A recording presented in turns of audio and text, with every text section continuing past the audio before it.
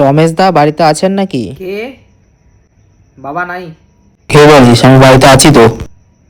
বাবা বলছে বাড়িতে কেউ নাই। চুপ কর বেয়াদব। আসেন রঞ্জন দা, বসেন। এই রঞ্জন দাকে প্রণাম কর। না না, ঠিক আছে ঠিক আছে। না, বাচ্চা মানুষ। আচ্ছা কাকু, খালি হাতে দেখছি, কিছু আনো টানো নাই? এ রাম সেট, ভুলেই গেছি। কি বলবো, না মাথায় কিছু থাকে না। আসার সময় মনে পড়লো একবার। পাঁচটা দেখি।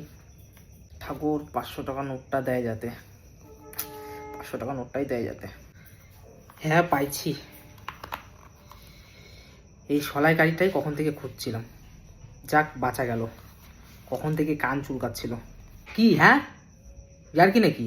চুপ কর গুরুজন, যা কাকুর জন্য চা নিয়ে আয়। নাও কাকু। কি রে, বিস্কুট আনলি না? আরে রমেশ দা আবার বিস্কুট কেন? আর শোন, আমি বেশি একটা মিষ্টি খাই না, তাও 12-13টা বিস্কুট নিয়ে আসিস। কি ঝাঁটু মাল রে। চপ, কাকুর জন্য বিস্কুট আন যা। বিস্কুট নাই, সব ইঁদুর খাই নিছে। আচ্ছা কাকু, মিষ্টি টিষ্টি হলে চলবে? আপনার তো আবার সুগার শুনছিলাম। কে বলছে এই ফালতু কথাগুলো? কালকে তো ডক্টর বলছে যে সুগার শর্টেজ আছে, তাই পুরো মিষ্টির ডাব্বাটা নিয়ে আয়, যা তাতে নিয়ে আয়। এই যে কাকু নিয়ে আসছি মিষ্টি, চিনি।